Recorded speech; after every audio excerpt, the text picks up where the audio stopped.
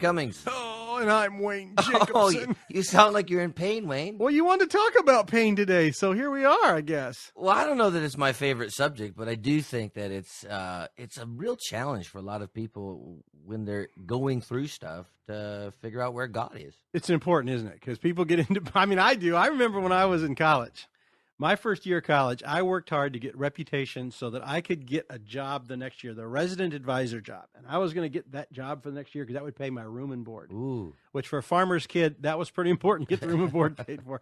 Already had the other part paid for because of the grades I brought in, but I wanted the room and board. And so I was pretty much at least they didn't get caught. Let's say it that way. And then as they came down selecting RAs for the next year, when the list was posted, man, I found out I wasn't on it.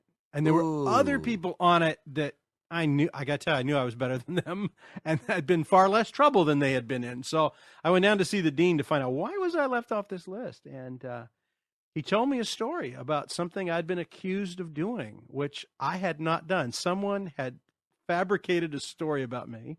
It had traveled among the deans, and I had been left out of the job. And then when I said, it didn't true, and I could prove it wasn't true, he said, "Oh my gosh, I'm sorry." Then I tell you what, you're already an alternate anyway, so we'll make you a first alternate. If a job opens up, you can get it. I remember walking out of his office, and I mean feeling really ripped off. Here's something I really wanted, right? Felt called to be, because that was always part of really wanting something is feeling called to it. I was sure God had this for me, and I didn't get it. It was pouring down rain, and I went up on the football field, up on the intramural. It's a hill up back behind the dorms, a driving Oklahoma rainstorm. And I got to tell you, I told God everything I'd ever wanted to tell him about all kinds of things. I was so angry that I've been cheated out of this thing, that he couldn't watch over my tail better than he didn't watch over it in that case. And I look back at that now, it's so far removed from the way I would think about him. But when I look back to that moment, I did grow up with some sense of, if God really loved me, everything's going to work out good. And and I wouldn't have to hurt or be in pain or whatever.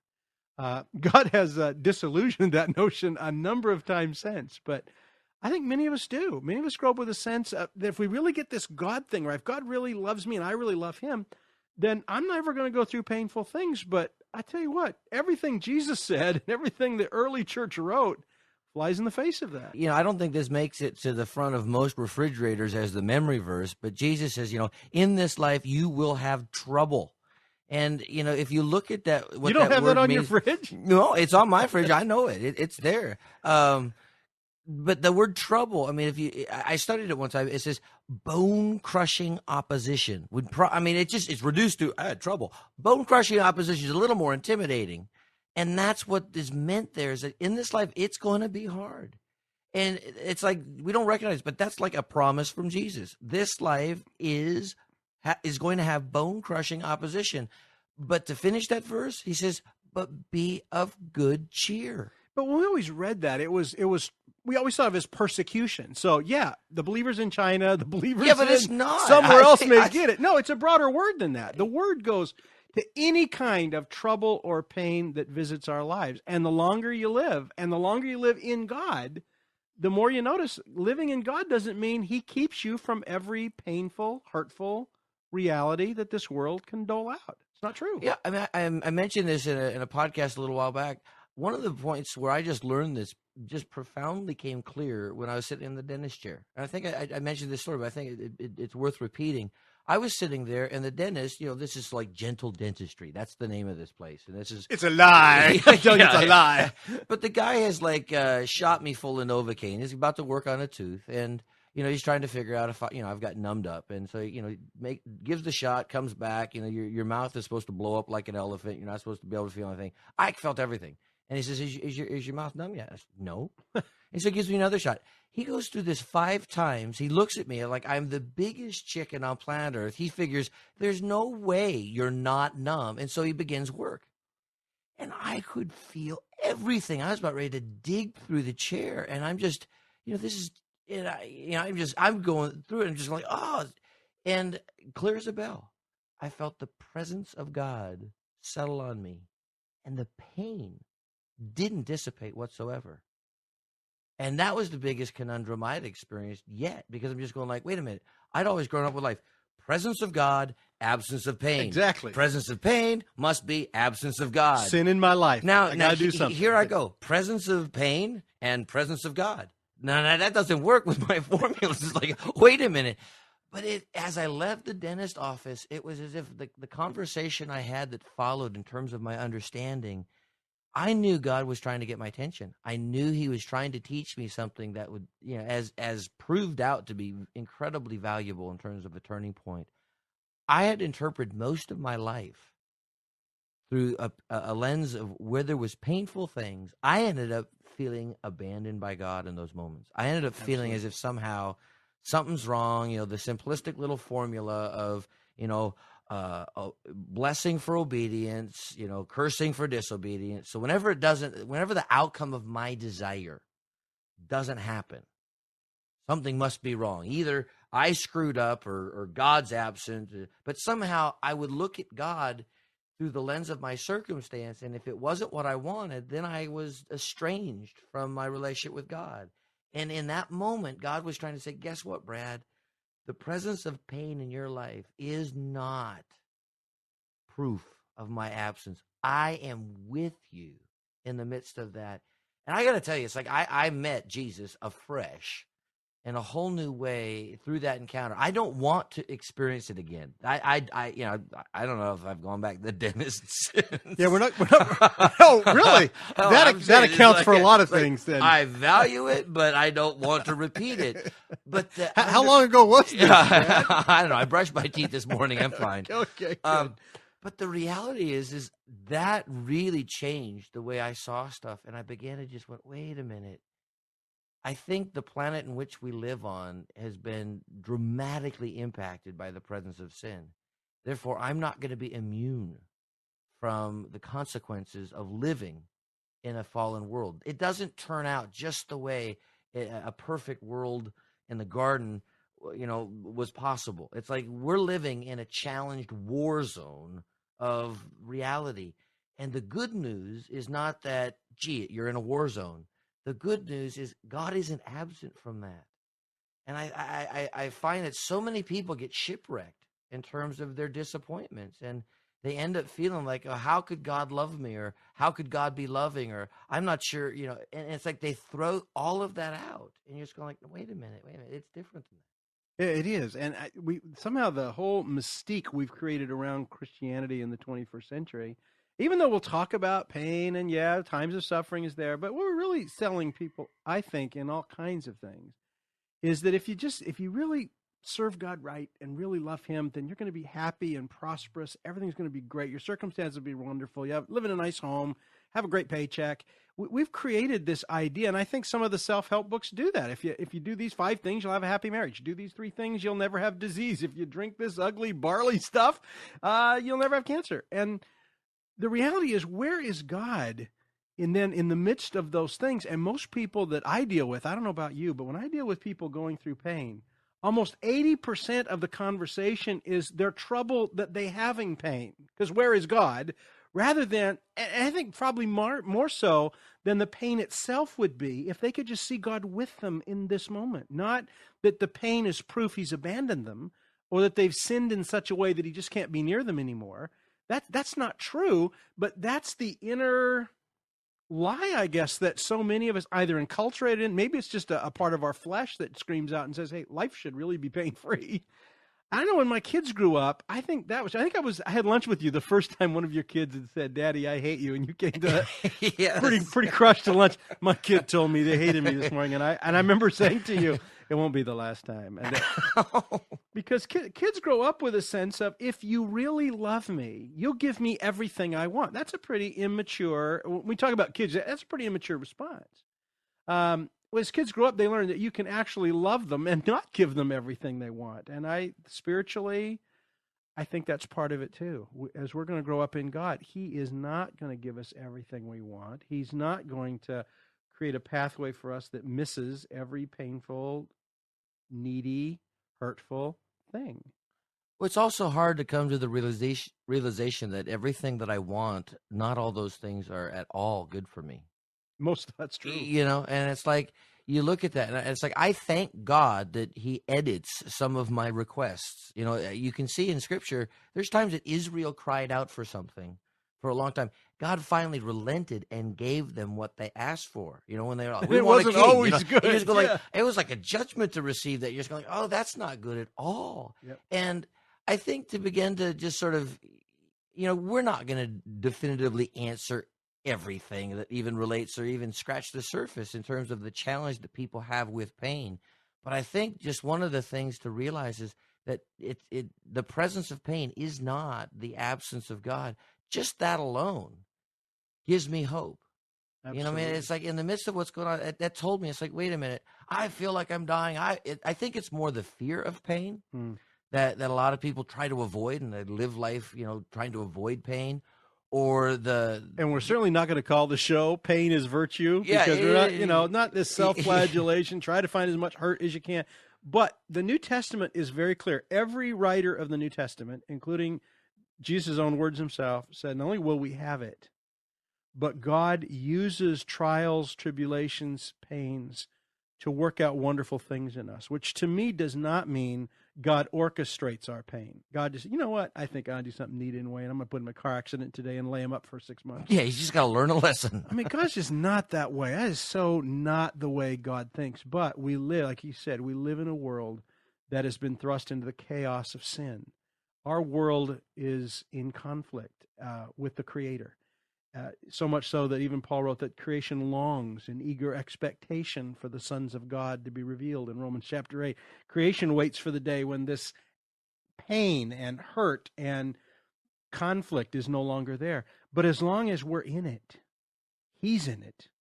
And he says, I'll use it to shape the deepest bits of character in your life. I'll make you more like me through the hurtful things you go through. And I have to say that's true. I look back over 52 years of living, and I would say every wonderful thing that God's produced in my life, 90% of those have come out of extremity, pain, screaming.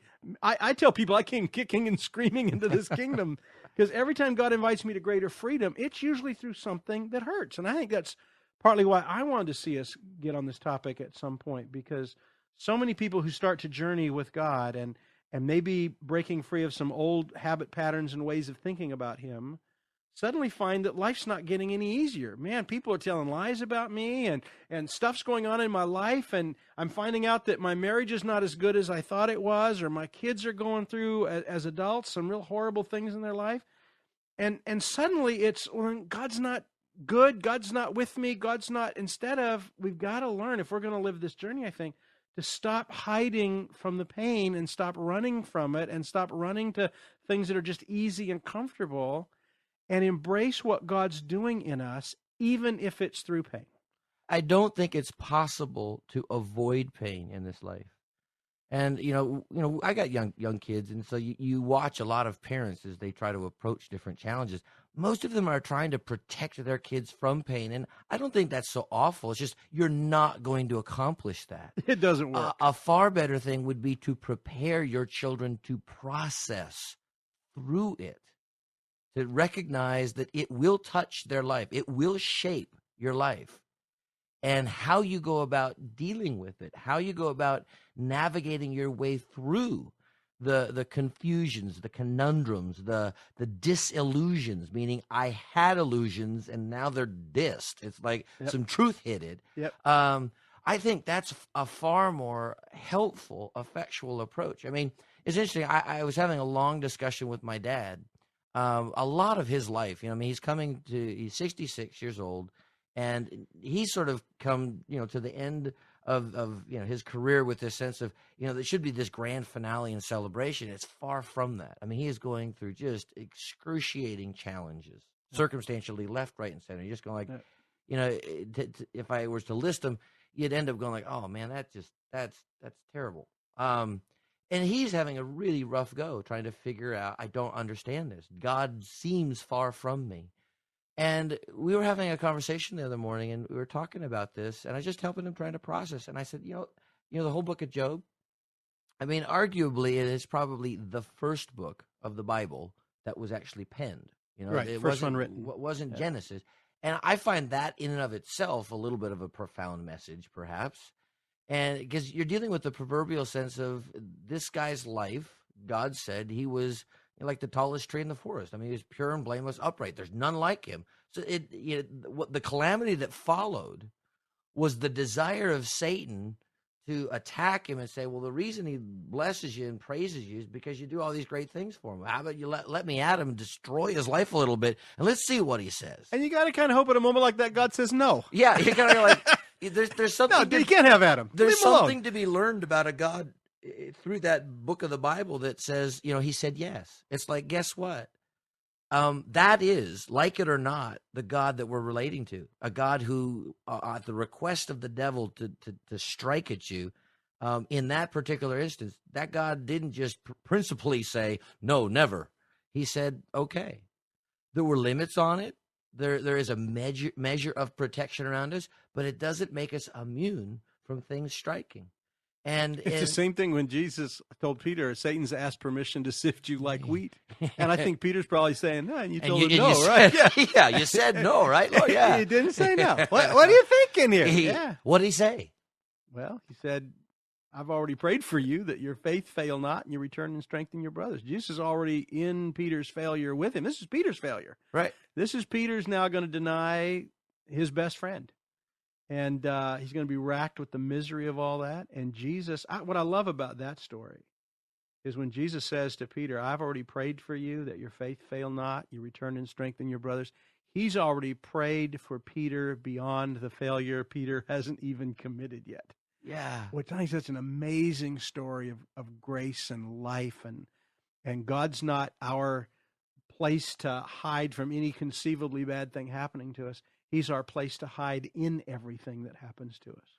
See, I think for a lot of people, the crisis moment of the entrance of pain, sadly becomes for many people a crisis of faith. It does. And I think rather it can be a doorway to deeper understanding. I mean, isn't it true that most of us have? I mean, particularly if you've grown up in the developed West. We don't know what real need is. I mean, I've never had a hungry night. I've been on a fast for a number of days, and you kind of think you're dying there. But it's voluntary. But it's voluntary. It's not, you don't know real needs. Some of the biggest needs you got the flu, or you can't go to work because you have a horrible headache. So you grow up in a pretty cushy kind of environment, and then when you realize that doesn't always work, that bad things really do happen to good people. Then you've got to deal with, as our culture has, well, then God's evil, obviously. If he lets that happen, he can't be all loving and all powerful and let bad things happen. So I don't want to get into that whole debate. But the crisis of faith does come. How can God say he loves me? And I had a woman say this to me. In fact, she was trying to share something with me. It's back in Massachusetts a number of years ago. Couldn't quite come out with it. She said finally she said, will you pray for me? And I said, yeah, pray for her. As I was praying for her, I just had this little moment of seeing a little girl, about a 5-year-old girl, running in a meadow. And so I just prayed for her that God would make her like a 5-year-old girl running in a meadow. Just bring her to joy. And she stopped me from praying. She stopped and she said, what do you know? And I said, what do you mean? Tears are running down. She said, that's what I didn't want to tell you. I said, what? At 5 years old, my cousin led me into a meadow and raped me. Oh. And so I hear you talk about God's love for me, and I'm thinking, how do I trust a God to love me when he wasn't there for me? Those are the hard questions. I can tell you, I don't have answers for that. No. Except to say, no, God doesn't mean God doesn't love you. That's not what it means. Yeah, I wish God would stop all those things. I do. I've been with severely damaged people who are victims of child abuse, victims of sexual abuse, of rape. I know lots of people who've been through that stuff, and it is huge in terms of God crawling into that. And you're right. It's the rape. That's one thing to deal with. Right. It's another thing to deal with. Where was God when I was at that point? And even, for every kid that comes home from war, cried out in the foxhole, God, if you save me, I'll live my life for you. My dad was one of those. But for everyone that did, you've got hundreds of kids that didn't. Yeah. And whose parents' prayers weren't answered. And I think that does create this inner tension with this God. How do I embrace a God of love who doesn't protect me at those kinds of moments? Well, I don't think there's an easy answer whatsoever. I think one of the realities of living in a world in which God has designed it where he has created other sovereign beings, meaning us. We actually have a will that we can choose. With that, I can choose right things that will bless the world around me. And alongside that, if it's at all real, I can also choose to disavow that and do really wrong things that also have consequences, not just to my life, but evil can be perpetrated upon others. And if this is the world in which we live, I mean, I think people go like, I don't want to live in that world. And it's like, well, I don't think that option's in front of me. Yeah, it's not. I would love to not live in that world too. But the problem is I don't have a choice on that. I landed in this one, and this one has the reality where evil is a choice that can be made by individuals. And I don't think this is a satisfying answer to everything, but I know it was really helpful when I think this just flashed in my understanding a number of years back. For love to be real, it has to be able to be chosen, and it also has to be able to be not chosen for it to be real. And it seems to me that God has designed things in such a way that for the reality of genuine love, evil can be present and chosen that can bring about terrible results. But so too can genuine love. Mm-hmm. And it seems to me that God is not so weak so as to allow that, but is in fact so profoundly powerful, and love is so amazingly valuable that he's risking the other outcomes that can shipwreck lives. And again, it doesn't answer, well, gee, why, where was he? But I have experienced the fact that in some of the real tragedies of our life, that's where I've recognized God was there. He didn't allow me to avoid what happened. Yep. It happened. Yep. Some of my own making, some I was victim of. But the reality is the fact that he was there, I don't know, that didn't fully, I still have why questions, but they're not as profound when I can find his presence. Exactly. And one of the things we talked about with that lady who was now in her 40s, who had been raped at 5 by her cousin. And I said, you know what? Somehow God is obviously making clear to you that he was there, not in the way you or I would have necessarily seen that he would have had to be a loving God, but he was still there for you. And somehow he's now there for you in that hurt. And I said, I don't know how. I don't have a pat answer to slap on this and say, hey, here's what fix it. I just said, I'm going to pray for you that God will sort out his love in you. And she wrote me about 6 months later, and she said, Wayne, I've been praying and trying. Nothing's changing, and I still have all this hurt. And do you have anything that you could say? And I pretty much wrote back to her and said, I don't know what to say, except let's keep asking God to make himself known in this for you. That's what we're going to keep doing that until about 9 months later, I got an email from her in about 64-point type. And it just said, I get it, in quotes. Wow. Love so-and-so. And I've talked to her since. And I mean, somehow, and it's not, no, she's learned something now that everybody who's been through that kind of thing can apply and they'll have the same. No, you've got to know God at the moment of your greatest pain or hurt. That's what it was for Job, you brought up. In the middle of all, it's just kids being, people died here. This was not just some little fun test that God constructed. and I'm not There's some sure, carnage. And I have some comments about how those first few chapters would play out, but we don't have time to really get into that.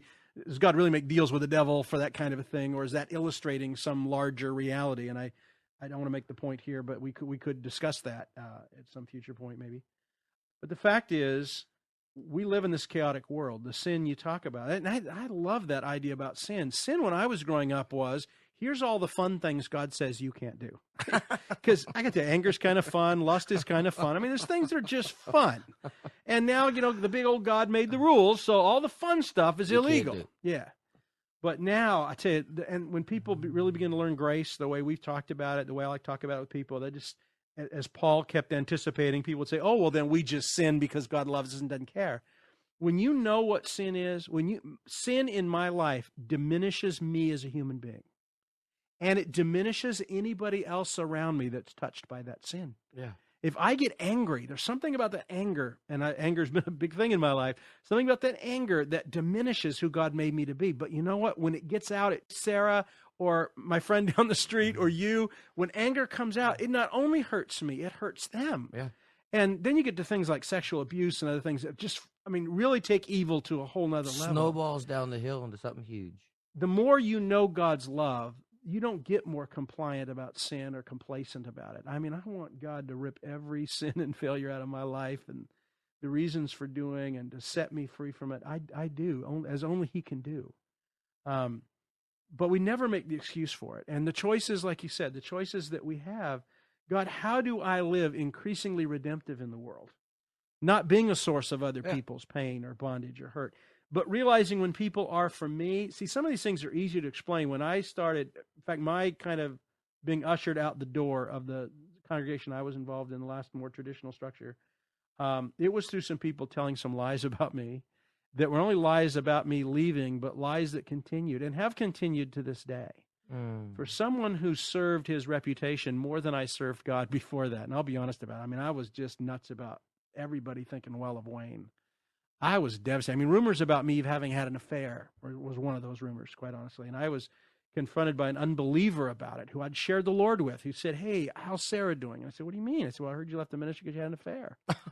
And I'm just going, my goodness, what's going on? But people were so wanting to discredit me that they would allow all that. And now I look back at moments like that now, because it was I could tell you the story, and we've told bits of it, but 2 very, very dark years of knowing lies were being told about me, wanting to rise to my own defense, having felt like God's told me not to, even when I was dead right and could prove it, because God wanted me to trust my reputation with Him. Well, I tell you, 6 months into that, I thought it was a pretty stupid thing to do.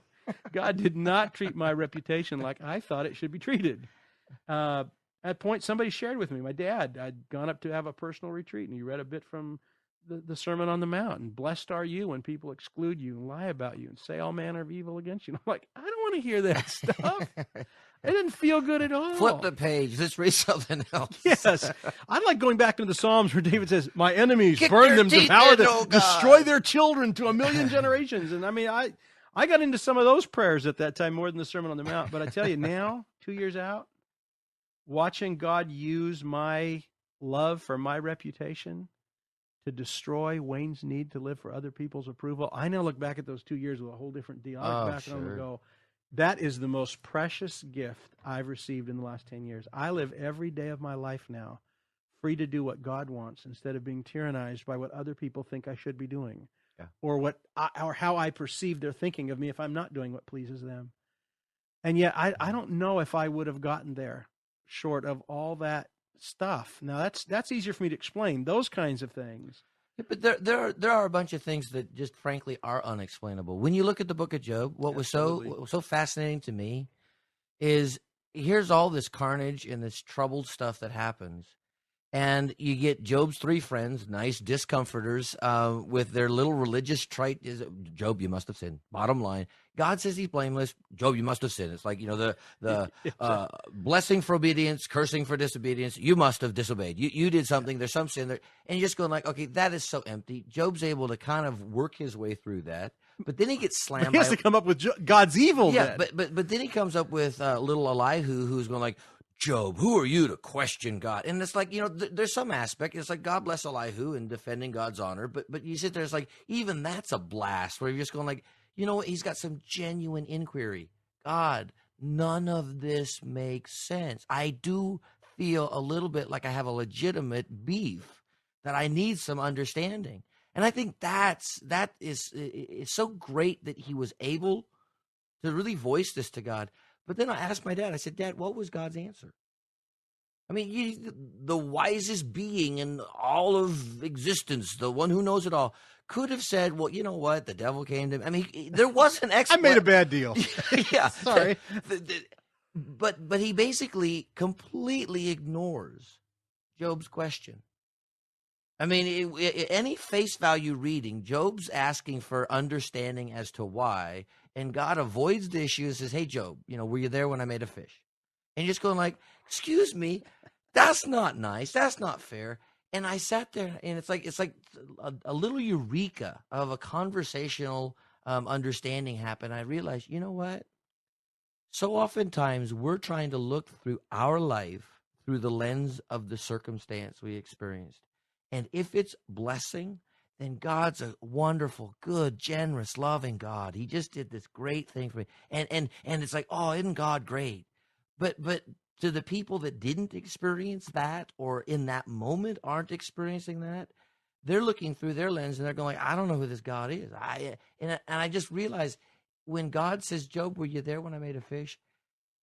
He's trying to get us to a different starting place. Yep. I don't think the right starting place in our life is looking at God through the lens of my experience. I think that will give you a faulty understanding, be it wonderfully happy or terribly tragic. Right. I think the starting place that God was trying to begin with Job is, Job, let's begin with me. Mm-hmm.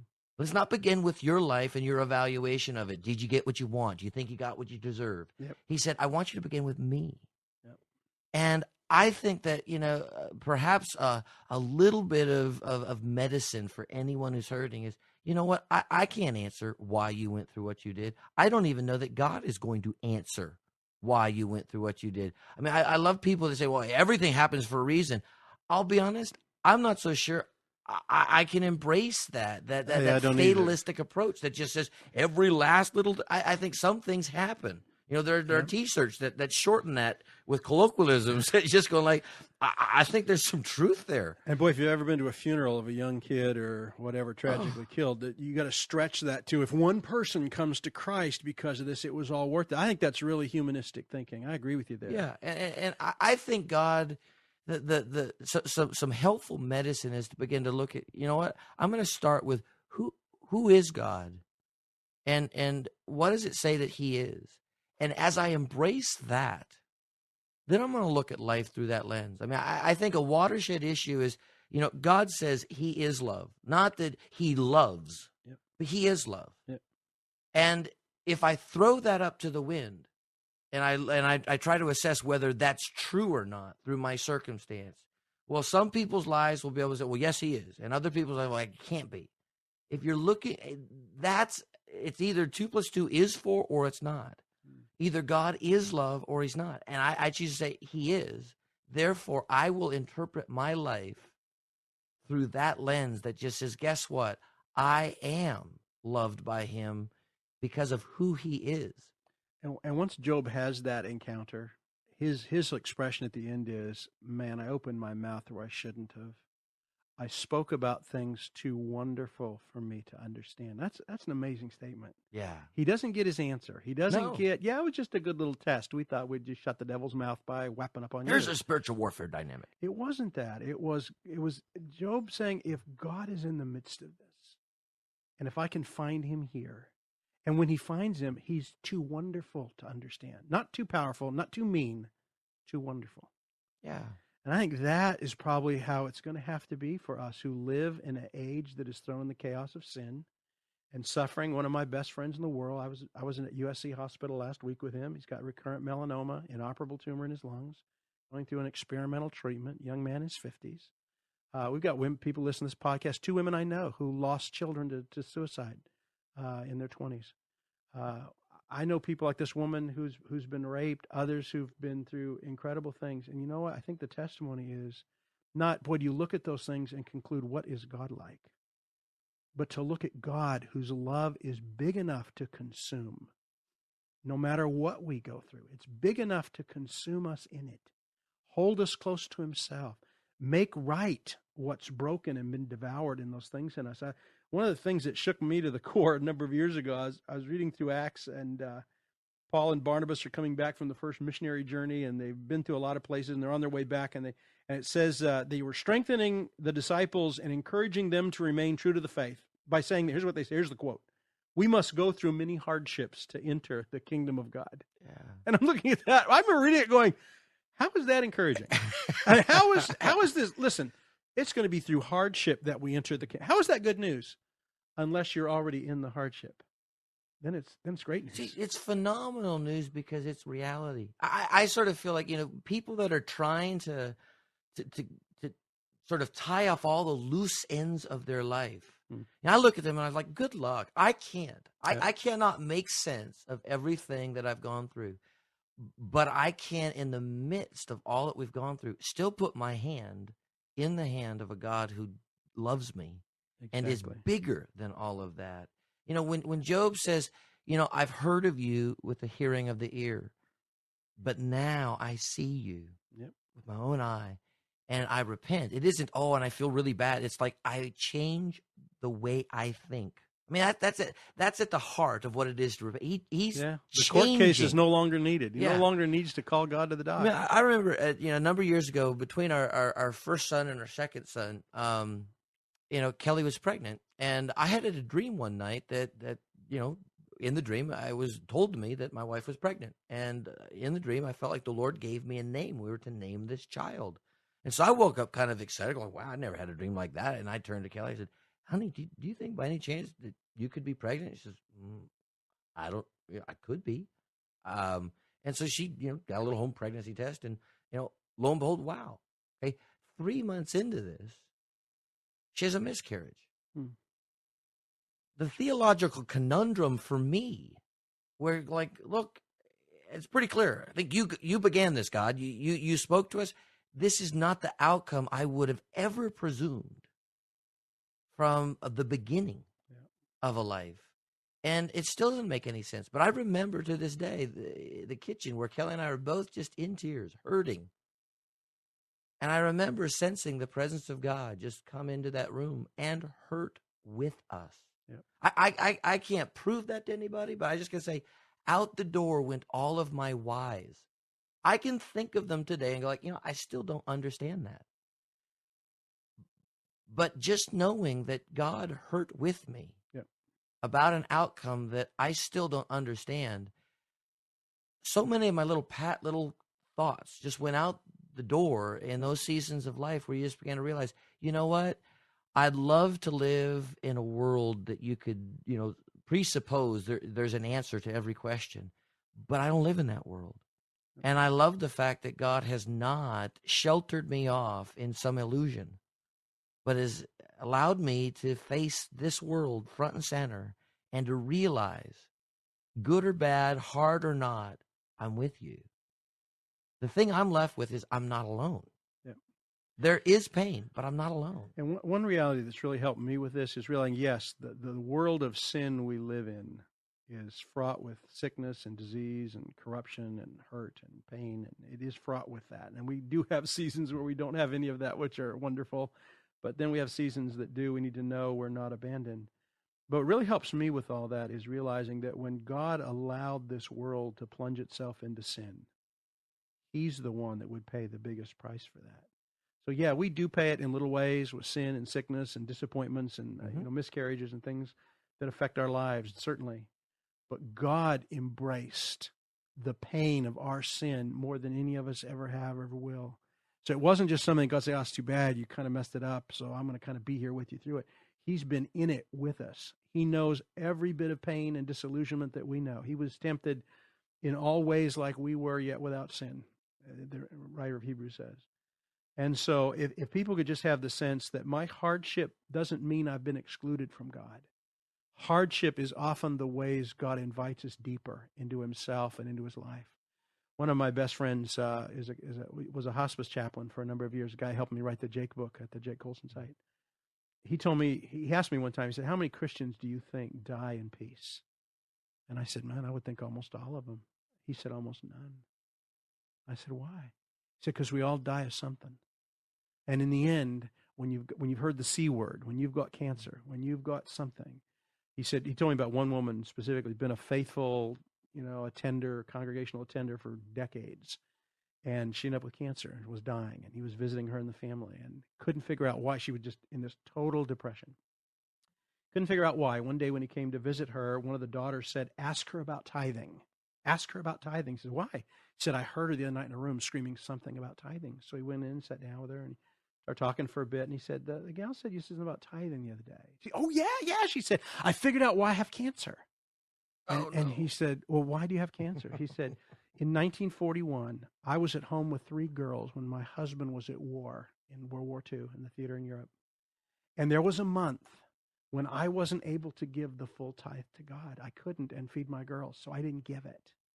And now I know that the reason I have cancer now, that is so incredibly sick. First of all, tithing is a whole thing we could talk about, but the whole legalism of I have to earn this some way, and if I can find the way to earn it, I found comfort, is so evil and so heinous.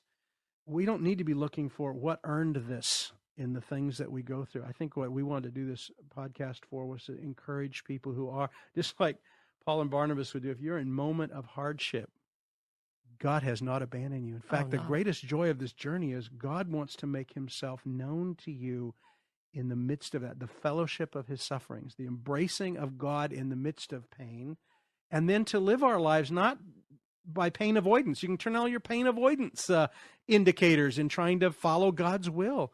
Follow him. Some of that will lead you to further hardship and hurt. It just will. It'll lead to other people saying and doing things about you that, are going to hurt. But our calling is to him, not to a pain-free existence. And that's a great freedom. Even though it doesn't sound, I'm not a pain freak. I'm not an ascetic going to get my, little flagellation kit out this afternoon and whoop me up beside the head. I'm not going to do it. But when I am in moments of hardship, I think what we've said, find him there. Yeah, and when you sort of dethrone the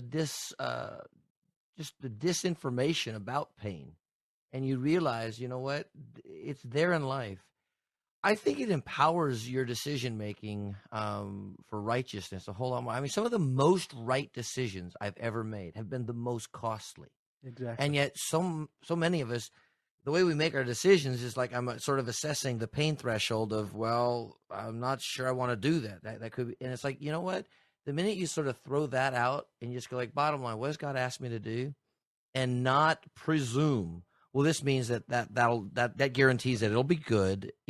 I just want to discern what God's will for me is. And the assumption is that's going to be great. That will be prosperous. I will have comfort and goodies galore. Yep. It's like, you know what? Some of God's will for you to do the right thing may be some of the most costly things you've ever. But at the end of the day, to be able to know, it's like, bottom line, God, you've brought me this far. You're going to take me that far. It's like you're not going to abandon me in the midst of this. There's a sense of security and a freedom that comes by just, the eye-opening reality. That's the world we live in. I remember I was in India, in Calcutta, and we were working with Mother Teresa for a couple of weeks.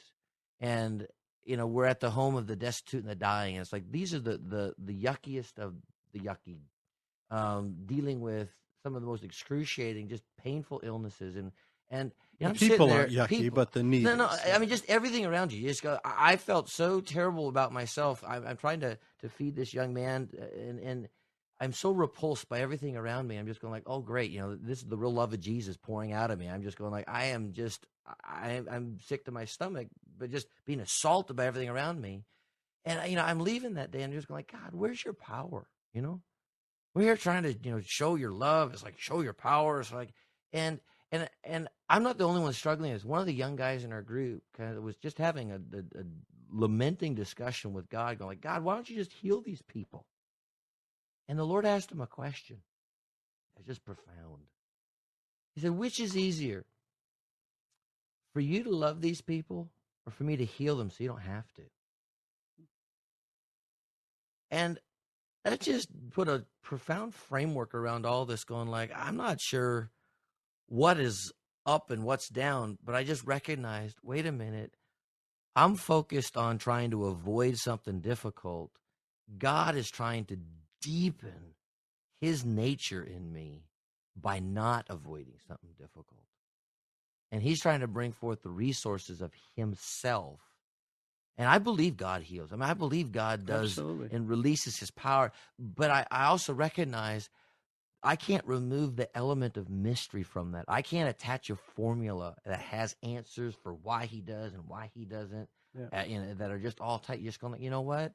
All I know is God is moved by our circumstances. The most amazing thing about, when Adam and Eve, through their decision, plunged this world into the darkness of sin, is if I was God and someone messed up what I'd created, I'd start over. I'd scrap the first one, and he doesn't. Nope. The fact that he reaches down and says, you know what? I am powerful enough to restore and redeem all of this. I think that's where I start to get my encouragement. When Jesus says, in this life you're going to have trouble, but be of good cheer, for I have overcome. I think packed into those words is that reality that if you were to envision this globe being plunged into an unintended, just cesspool of darkness and evil and sin, and as opposed to God abandoning it and